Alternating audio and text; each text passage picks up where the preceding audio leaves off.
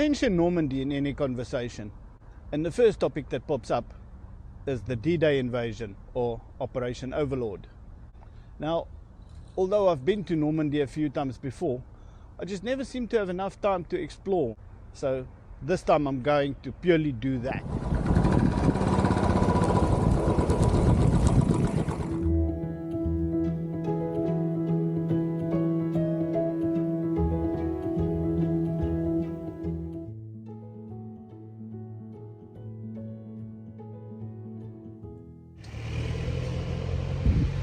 Well, the duffel bag is packed. Let's go to Normandy.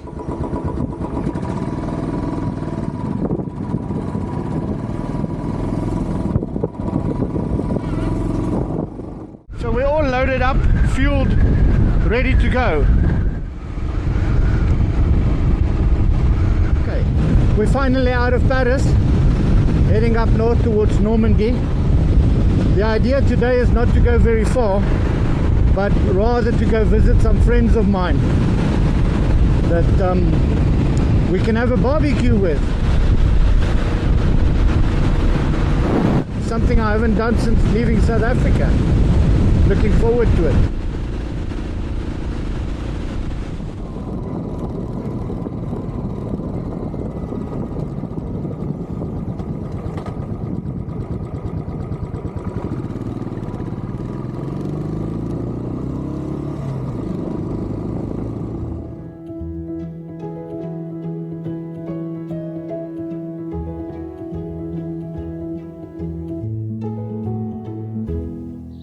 Just entered this small little town, not quite sure what it's called, but here's my first World War II cemetery.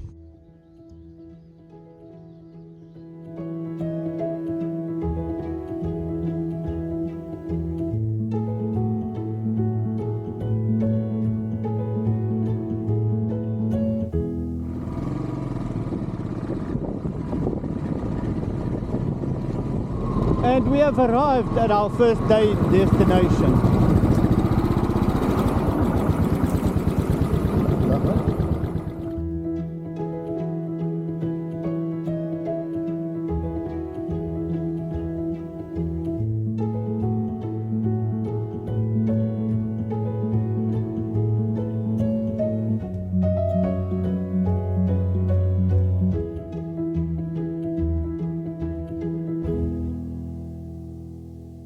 So I've spent a lovely weekend visiting with friends and my family here, but it's time for me to go north.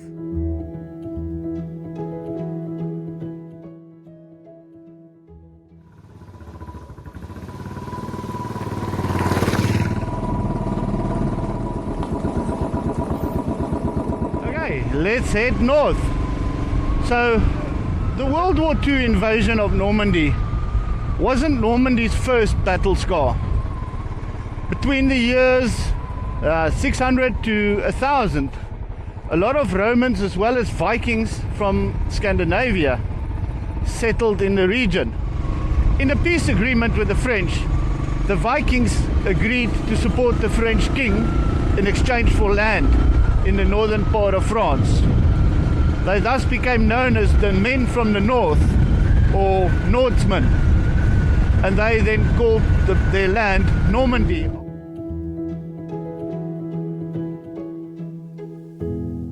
Probably one of the most famous of these Vikings was a guy called William the Conqueror, who lived in the region of Goen, or Goen if you're English. This later then became the capital of Normandy.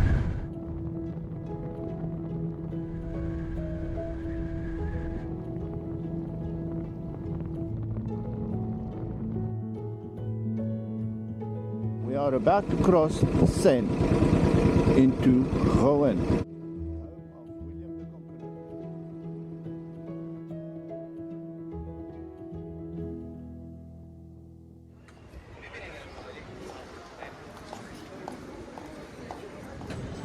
Welcome to Goen.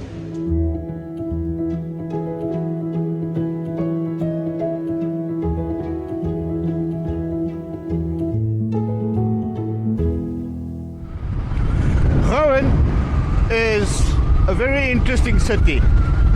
It is where Jeanne d'Arc, or Joan of Arc, was burnt at the stake, but it's also the home of the half timber houses because of the abundance of trees here. I wish I could have explored a little bit more, but time's running out and it's difficult to park with all my gear on the bike. Welcome to Etretat.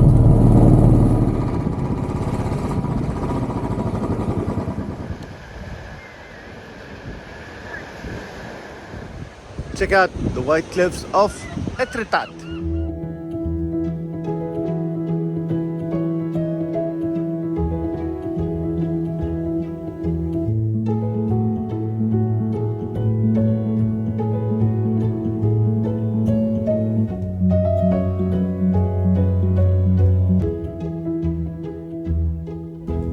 Started raining at about 5 o'clock this morning. Fortunately it stopped, so life is a bit wet, but let's go.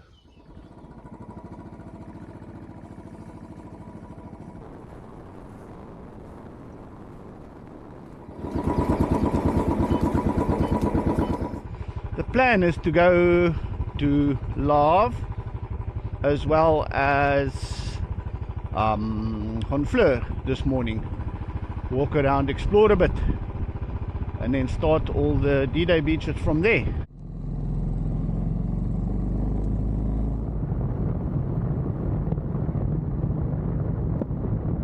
This morning I decided to come into La Havre quickly to go see the local Royal Enfield dealer to see if I can find a new mirror, because mine rattled off yesterday. Fortunately I caught it, but now it seems it's going to be bush mechanics. Well, it's not the prettiest, but it will do for now.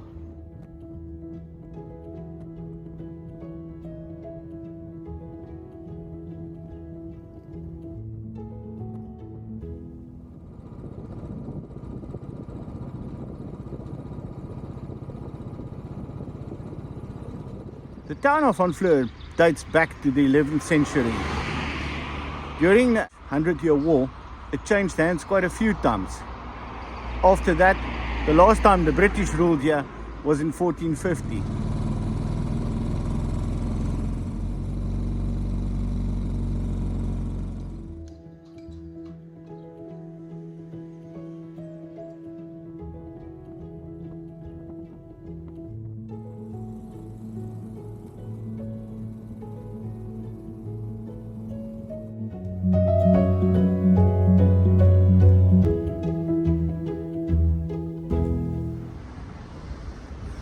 This is the new Pegasus Bridge.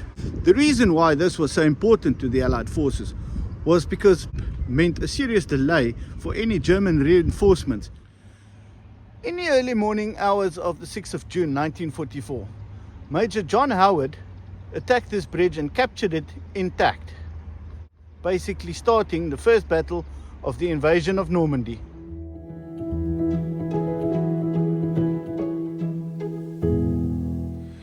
During the fighting for the bridge, a British officer named Lieutenant Brotheridge was shot and killed, and therefore considered to be the first soldier, Allied soldier, to die during the invasion of Normandy.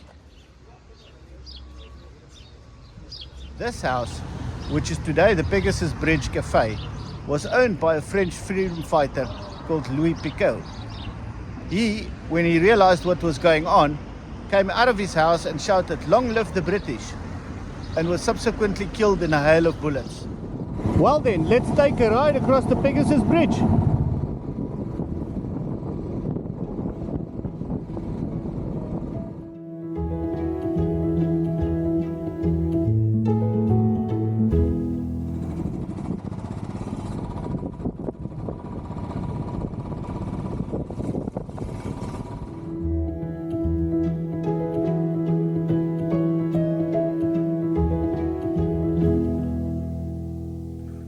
Oh, good morning.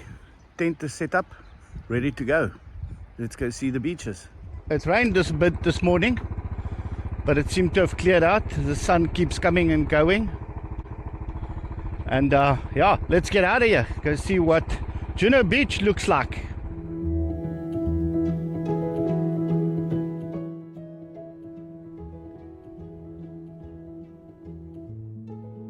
Welcome to the Juno Beach Center. As you can see by the flags, Canada as well as most of Eastern Europe invaded Juno Beach as their share of the Normandy landings. Imagine being an Allied soldier facing heavily armed German soldiers in bunkers such as these. On the morning of June 6, 1944, the combined Allied forces landed on 5 Normandy beaches, being Sword, Juno, Gold, Omaha, and Utah.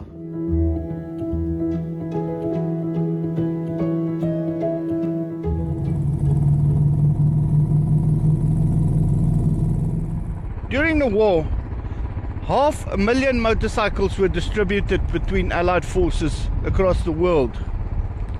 Many of those, of course, Harley Davidsons, but also a vast number of Royal Enfields, 350s, and by far the most popular of these was the Flying Flea. This is Gold Beach, where the British 50th Northumbrian Division landed in the morning. Hard to imagine that by the evening of that day, they were just outside of Bayeux and liberated the town the next day.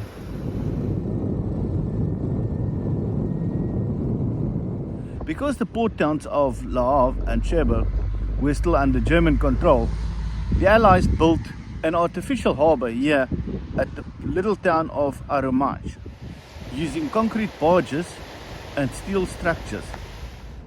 That way they got to offload nearly 9,000 tons of equipment a day and nearly 1 million troops.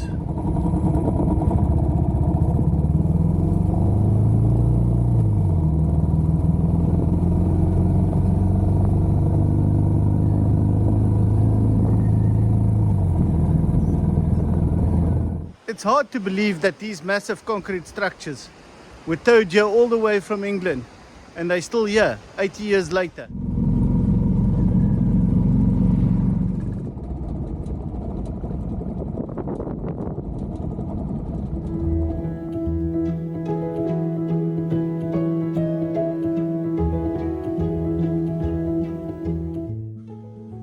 During 1944, the Germans, using French labor, built 20 batteries all along the coast. The main one being this one just outside of Lange-sur-Mer, codenamed WN48, or MKB as it was affectionately known, Marine Kusten Battery. Marine Kusten Battery. They consist of 4 gun bunkers as well as a command bunker. During the D-Day invasion and subsequent fighting, they took some serious damage, which is still evident today.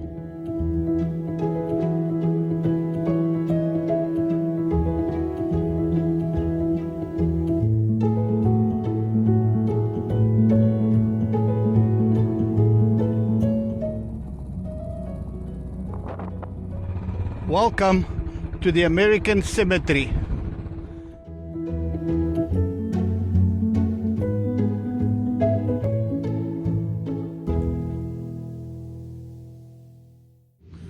Overlooking Omaha Beach, the American Cemetery houses 9,388 graves, as well as all the names of those never recovered. The remains of President Theodore Roosevelt's younger son, Quentin Roosevelt, was reburied here after the creation of the permanent cemetery. He was buried next to his brother, Brigadier General Theodore Roosevelt Jr., who died during the assault on Utah Beach. The last person to be buried here was Second Lieutenant William McGowan, whose remains was positively identified in 2019, and he was buried on the 9th of July 2022. His remains were discovered during the excavation of his crash site.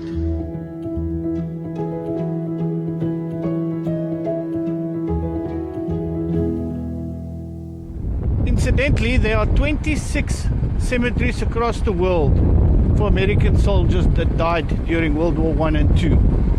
12 of those are in France. In 1966, a time capsule containing newspaper clippings and other articles from the time was buried on the side of the memorial.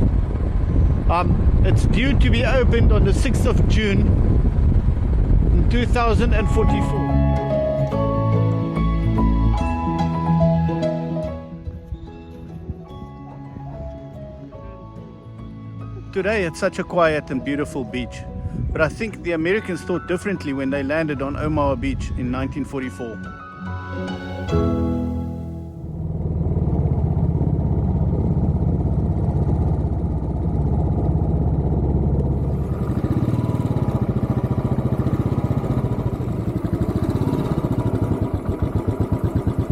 After Omaha, I ran out of a bit of time. I had to come and find a camping spot and come and set it up.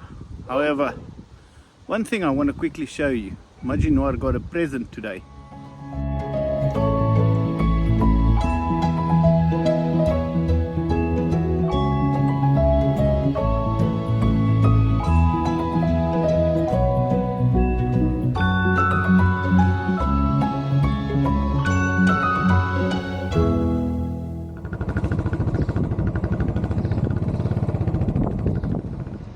On the evening of the 5th of June 1944, the house that stood where the Airborne Museum is today was on fire.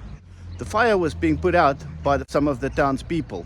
The Germans were watching this because it was way past curfew time. So needless to say, the last thing they expected was an airborne attack.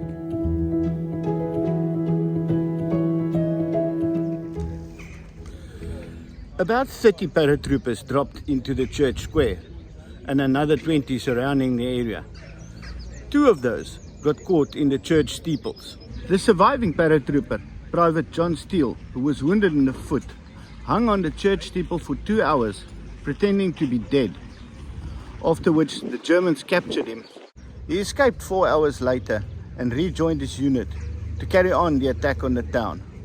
St. Mary at Glees was the first town to be liberated.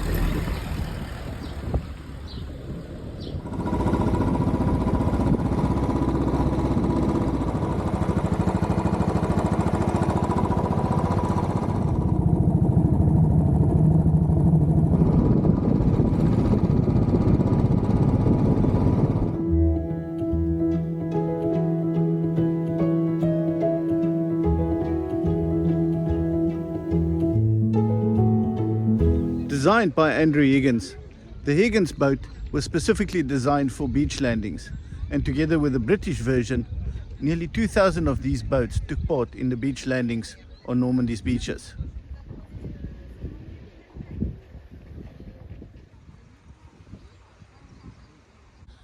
Imagine jumping off a Higgins boat, fighting the obstacles on the beach while being fired upon by this.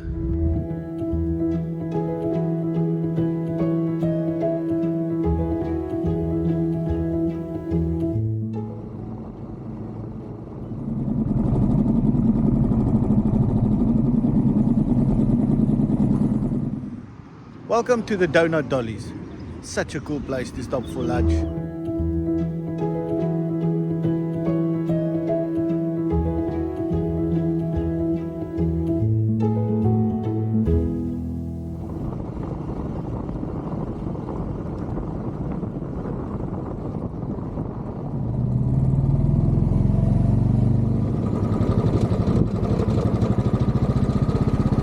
While American soldiers were attacking Omaha Beach, the Army Rangers had to scale 90-foot walls to be able to attack Point du Hoc.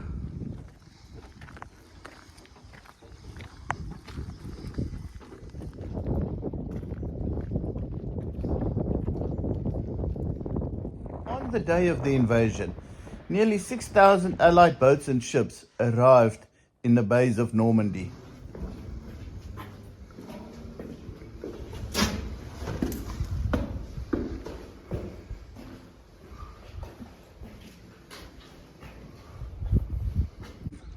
After suffering heavy casualties, the Rangers eventually captured Point du Hoc, and from there on it was a bitter battle to keep control of it. The reason why all these bomb craters are behind the bunkers was because when the ships were trying to get their range and direction correct, they would rather overfire than under and hit their own soldiers.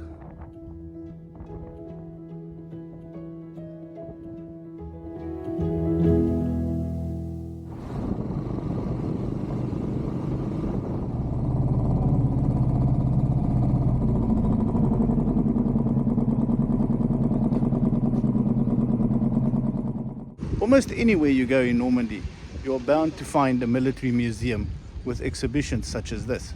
A cloche, or the bell. These were made during the First World War, but when the Germans invaded France, they reutilized them. This one is made out of cast iron and weighs 60 tons.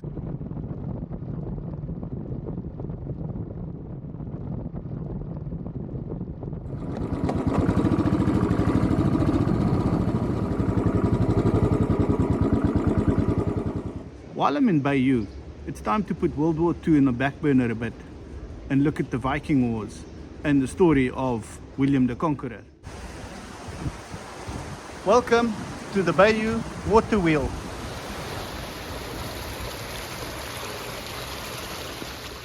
The tapestry was commissioned by Bishop Odo, half-brother to William the Conqueror, and it tells the story of the conquering of England. Now, although the last bit of it is missing, it tells the story of the Battle of Hastings and ends with the Anglo-Saxons fleeing after the battle.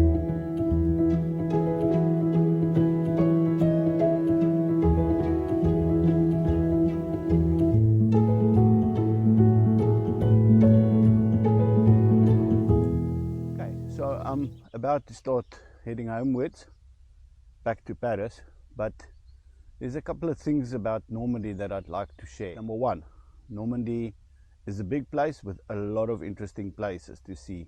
So you need time. You cannot see it all, although the distances are short in between. You cannot see it all in a day or two. You need at least a few days. Number two, the best results I got was from switching my GPS to avoid highways. All the nicer, smaller museums, cannons, stuff that I found were all on secondary roads. Number three, weather is very unpredictable here. You need hot and cold and rain gear all in one day.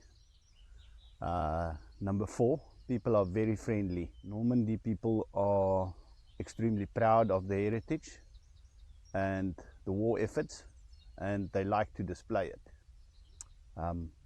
So enjoy it, support them.